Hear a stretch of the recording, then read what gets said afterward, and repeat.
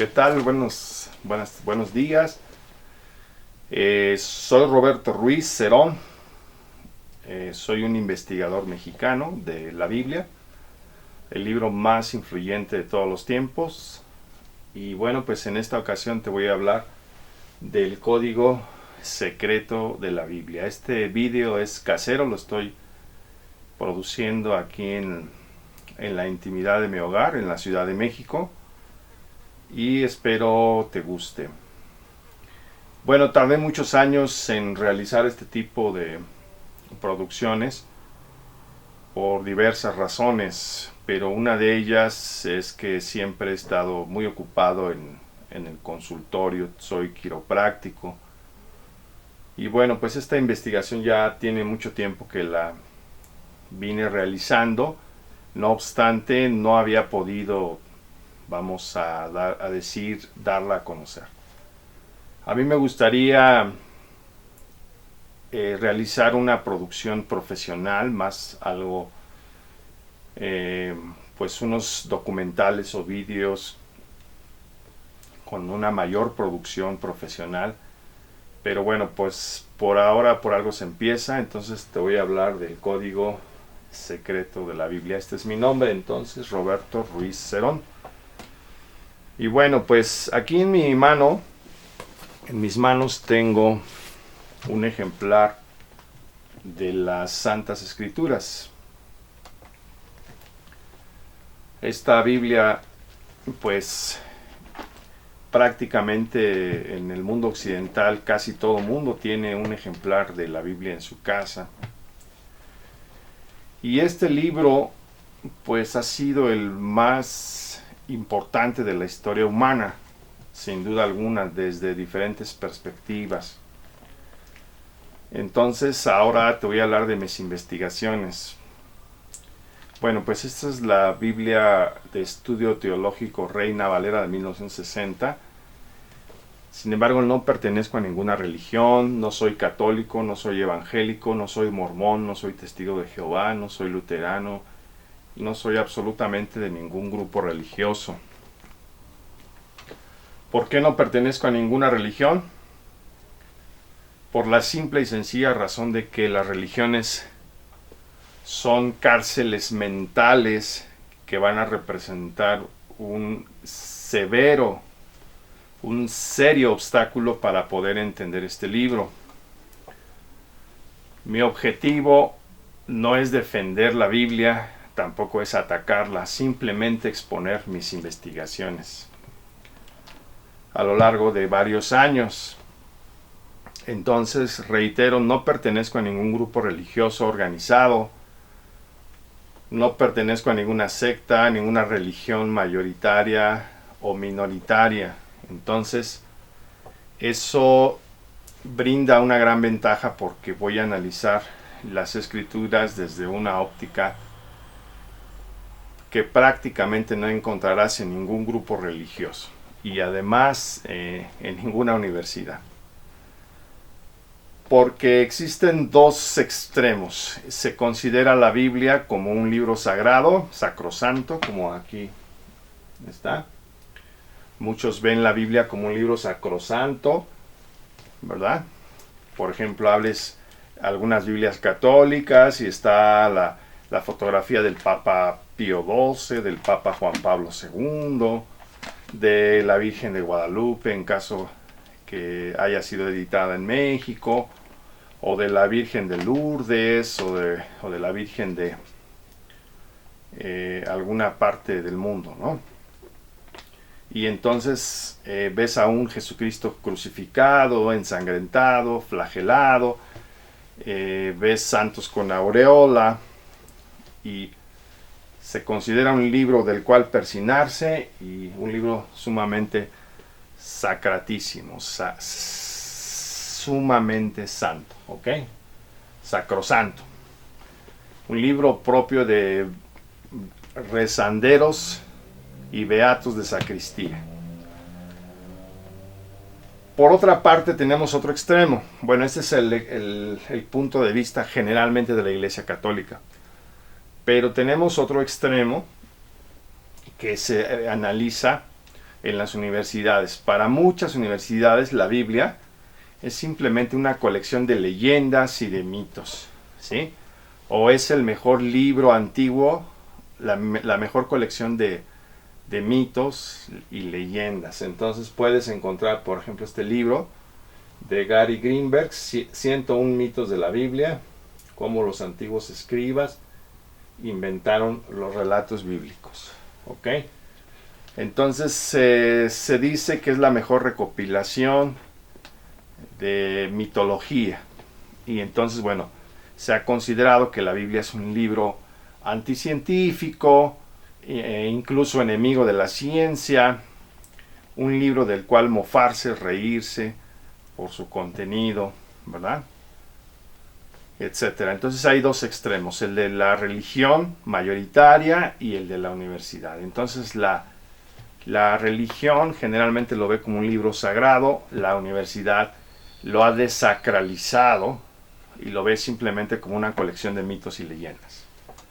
Bueno, pues mi investigación no está ni en esta perspectiva de considerar a la Biblia como un libro sacrosanto del cual hay que persignarse o ni siquiera hay que abrirlo porque es demasiado sagrado, pero tampoco como un libro desacralizado o mitológico, sino se va a analizar la Biblia desde su lógica interna. ¿Ok? Aquí está la Biblia de Gutenberg, que es el primer libro impreso de la imprenta de Gutenberg, tenía cantos de oro. Y bueno, aquí está la Biblia Sagrada, versión de la Septuaginta al español de Junnemann. La Septuaginta griega fue una traducción que surgió o se realizó hacia el siglo II antes de Cristo. Algunos opinan que fue en Alejandría, Egipto, otros que en Elefantina, pero la cuestión es que esta Biblia, su versión griega, fue la que surgió antes, 200 años antes aproximadamente de la llegada de Jesús y los apóstoles, y de hecho la Septuaginta fue la Biblia que citaron y utilizaron los apóstoles en el Nuevo Testamento. Entonces esta es la Biblia de Gutenberg y la versión desacralizada de la Biblia. Entonces, para la ciencia, la Biblia es un libro anticientífico. La teoría de la evolución de Darwin ya demostró, según la perspectiva científica, que las especies no surgieron por obra directa de un creador, sino que evolucionaron. Y entonces este libro pues es simple y sencillamente una colección de mitos y leyendas antiguas y que experimentaron diversas reediciones y de ahí surgieron prácticamente los libros bíblicos. ¿Ok? Entonces, vamos a ver lo que alguna vez dijo Albert Einstein sobre la Biblia. Albert Einstein mencionó la palabra de Dios, la palabra Dios no es para mí nada más que la expresión y el producto de las debilidades humanas. La Biblia es una colección de leyendas admirables, pero también largamente primitivas que de todas formas resultan infantiles, ¿verdad? Entonces, esto fue lo que comentó Albert Einstein. La Biblia es una colección de leyendas admirables, pero finalmente infantiles. Y también la expresión Dios no es para mí más que la expresión del producto de las debilidades humanas. Entonces, bueno, habría que entender el trasfondo de por qué dijo Albert Einstein esto, porque también él muchas veces utilizó el término Dios. Por ejemplo, él dijo, no creo que Dios esté jugando a los dados con el universo. Y lo dijo cuando se enteró de los principios de la mecánica cuántica, particularmente del principio de incertidumbre de Heisenberg, del gran físico Werner Heisenberg. Entonces, Albert Einstein no tenía un concepto teísta. Teísta significa de un Dios personal, como el de las religiones. Él se burlaba de ese concepto de un Dios personal. Para él dijo, yo creo en el Dios de Spinoza, que no era un Dios personal, sino era el universo mismo convertido en Dios. Es decir, para Spinoza, el filósofo judío Baruch Spinoza, porque Albert Einstein era judío, para Spinoza Dios lo era todo, ¿sí? Entonces el filósofo alemán Hegel llama a Spinoza acosmista, porque niega la existencia del cosmos, del mundo, y dice Spinoza que la única sustancia del universo es Dios. Por eso Hegel le llamó acosmista, pero otros lo han denominado panteísta, del griego panta, todo, y theos, Dios, todo es Dios, ¿no? Entonces decía Baruch Spinoza en su Ética, que es su obra filosófica principal, él explicaba la siguiente frase: todo lo que hay está en Dios y fuera de Dios no puede haber nada. Esa famosa frase de Spinoza la retoma Einstein, que era de la tradición judía, y dice: yo no creo en el Dios de las religiones, yo creo en el Dios de Spinoza, que se refleja a través de las leyes del universo, a través de las matemáticas y de la física. Entonces es una especie de deísmo. El teísmo es un Dios personal, y el deísmo es algo así como la creencia en un Dios abstracto, no personal, en una inteligencia abstracta que rige el universo, ¿no? Entonces habría que entender dentro de ese contexto esta frase de Albert Einstein. Y entonces, bueno, Albert Einstein dice que lo que aparece en la Biblia pues es una serie de mitos y leyendas, como si estuviéramos leyendo un cómic, ¿no? Un libro para niños, ahí mis historias bíblicas y cosas así mitológicas que no tienen mucha comprobación científica. Eso es lo que decía Albert Einstein. Obviamente habría que analizar lo que explicó también Isaac Newton, Leibniz, Pascal y muchos otros científicos, porque muchos han atacado la Biblia, otros la han defendido, otros la han amado, otros la han odiado, etc. Entonces hay que contextualizar esta frase de Einstein también en su tiempo, ¿ok? Bien. Yo te voy a decir que si tú vas a la Iglesia Católica Romana o a una iglesia evangélica, sea luterana, bautista, episcopal, metodista, adventista o la que fuere, generalmente te presentan la Biblia como el texto sagrado, ¿sí? Sin embargo, yo te voy a mencionar que la Biblia tiene ciertas características que a menudo son pasadas por alto tanto por las universidades como por las religiones, ¿sí? Entonces tenemos dos vertientes: el escepticismo radical de la universidad y el dogmatismo empantanado de las iglesias. Si lees la Crítica de la Razón Pura de Kant, te darás cuenta en su introducción y en sus primeros capítulos que explica que tanto el escepticismo radical como el dogmatismo representan la eutanasia de la razón humana.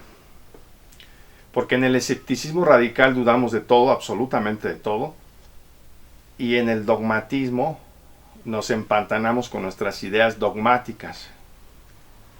Entonces, la universidad a veces se va al extremo del escepticismo radical y la religión organizada se va al extremo del dogmatismo. Entonces Kant propone una propuesta intermedia, que es el pensamiento crítico. El pensamiento crítico consiste en someter un concepto, una idea, ante un tribunal imaginario, presentarle acusadores y defensores para analizar sus límites y sus alcances. Este mismo método crítico se lo trata de aplicar Kant a la misma razón humana. Entonces el filósofo alemán Herder explica que cómo puede ser la razón humana juez y parte al mismo tiempo. Entonces Herder explica una metacrítica de la crítica kantiana, ¿sí? Bueno, sin introducirnos en las cuestiones críticas y metacríticas de Kant y de Herder, que Herder fue contemporáneo de Kant, tenemos que ver que ni nos vamos a ir al escepticismo radical de las universidades, ni tampoco nos vamos a ir al dogmatismo empantanado de las religiones organizadas, sean católicas, protestantes, ortodoxas o las que fuesen, ¿ok? Y vamos a analizar la Biblia desde un punto de vista fenomenológico, desde cómo se comporta el texto en sí mismo, cuál es su lógica interna, cuál es su estructura literaria. Eso es muy importante. Y entonces aquí vamos a entender que la Biblia es algo radicalmente diferente a lo que conciben las religiones y a lo que conciben las universidades. Entonces, en mi lectura, yo he leído varias veces la Biblia completa. Empecé a leerla desde los 16 años. Y la primera lectura que llevé de los 16 a los 18, pues realmente me impactó. Pero después la leí en otras ocasiones, completa, repito.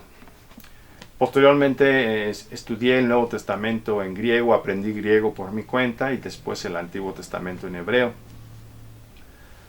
Y después de varias lecturas de la Biblia, me di cuenta, por un lado, de que las religiones organizadas están separadas a años luz de este libro, ¿sí? Separadas. Así como está la galaxia de Andrómeda o la Alfa Centauri, así de lejanas están las religiones del mensaje, la comprensión, el entendimiento y la praxis o la puesta en práctica de este libro. Por eso no podemos basarnos en el método de las religiones. Y por otra parte, la lectura que hacen las universidades, la lectura escéptica, el escepticismo radical, también deja mucho que desear. Entonces vamos a aplicar aquí la fenomenología de Husserl aplicada a la hermenéutica o interpretación de un texto escrito, que en este caso es la Biblia. La fenomenología de Husserl, Edmund Husserl, pues fue un filósofo judío alemán que viene de la escuela de Franz Brentano y que dejó toda una escuela de pensamiento de lógicos o logicistas, por ejemplo en Polonia, como Jan Lukasiewicz y algunos otros. Esa escuela de fenomenología filosófica fue muy fecunda, y bueno, de ahí también surge un Martin Heidegger, que es uno de los principales filósofos alemanes, con su obra El Ser y el Tiempo. Y de ahí viene, después de Heidegger, la hermenéutica de Hans-Georg Gadamer y de muchos otros hermeneutas desde el punto de vista filosófico, que siguen la tradición de la hermenéutica alemana a raíz de Friedrich Schleiermacher o Schleiermacher. Entonces vamos a utilizar un criticismo kantiano, un pensamiento crítico kantiano y a la vez una fenomenología de Husserl para abordar el texto bíblico. Son simplemente abordajes epistemológicos, herramientas heurísticas, metodológicas, si tú quieres, epistemológicas, pero nada más, ¿ok? Entonces, en mi lectura de la Biblia, ¿qué he encontrado? Bueno, la Biblia, en primerísimo lugar, es un libro que habla de política. Es un libro eminentemente de política. Como decía Aristóteles, Anthropos sols politikon estin. El hombre es un animal político. Esa frase se encuentra en la entrada de la Facultad de Ciencias Políticas de la Universidad Nacional Autónoma de México, aquí en la Ciudad de México, en Coyoacán. Entonces, si tú lees la Biblia en su profundidad, vas a encontrar que el tema central de la Biblia tiene que ver con la política, porque tiene que ver con la soberanía de lo que llamamos Dios, de ese ser supremo que llamamos Dios, y tiene que ver con uno de los temas más recurrentes de toda la escritura y que la hilvana de principio al fin, que es el tema del reino de Dios. El Malak o el Melech, el rey del reino de Dios. ¿Ok? Por ejemplo, se utiliza mucho la expresión Malak Yehová, el reino de Yehová o de Yahvé o de Jehová, ¿no? Entonces, el tema fundamental es político. la soberanía, el respeto o el no respeto a la soberanía del Ser Supremo, que la Biblia lo identifica más de 6000 veces con las 4 letras hebreas Yod, He, Bau, He, que se le llama tetragramaton, tetra 4, grama letras, ton de Dios, tetragramaton, las 4 letras de Dios, Yod, He, Bau, He, YHWH, que se ha traducido como Yahweh o Jehová o Jehová, ¿no? En su forma latinizada. Entonces la Biblia es un libro ante todo de política. El que niegue eso es porque sinceramente no conoce las Escrituras, ¿ok? La Biblia es un libro de guerra. Aquí está Peter Porner, el Dios de las batallas, la guerra santa desde la Biblia hasta nuestros días. La Biblia silabres de principio a fin, particularmente desde que Caín mata a Abel hasta el Apocalipsis, es un libro de violencia, de guerras, de genocidios, de matanzas. Sí, así es. La Biblia, en muchas de sus páginas, te va a salpicar la sangre en la cara. ¿Sí? Todo eso está contextualizado, tiene una razón. Pero vas a encontrar incluso la referencia del libro de las guerras de Yahvé. Entonces, toda la Biblia es una batalla en los dos planos, en el físico y en el espiritual. Es una batalla espiritual que contiene un conjunto de batallas físicas, batallas reales. Entonces, como es un libro de política, es un libro que te habla de estrategias militares, estrategias de guerra, y te habla de muchos aspectos de guerra. No solo el Antiguo Testamento, también el Nuevo Testamento. ¿Sí? Prácticamente hay pasajes en los evangelios, incluso en el Apocalipsis, que te hablan de una guerra. Cuando en el Apocalipsis capítulo 16 te habla de la guerra del gran día de Dios, el Pantocrator, el Todopoderoso, que en hebreo se llama Armagedón, pues ahí te está hablando de una guerra. Armagedón significa la llanura, valle o la montaña de Megido. Y ahí se reunían tropas. En el libro de Jueces capítulo 5 se describe una batalla cerca de ahí. Bueno, entonces la Biblia es un libro de guerra, es un libro de política, es un libro de guerra. Todo de principio a fin en la Biblia nos habla de guerra. Y de hecho toda la Biblia describe la batalla entre dos ejes. Vamos a llamarle así: el eje del bien y el eje del mal, el protagonista y el antagonista. Quédate en la próxima cápsula y vas a ver otros aspectos muy importantes que no te cuentan ni en las religiones ni en las universidades sobre este libro tan influyente que ha sido la Biblia.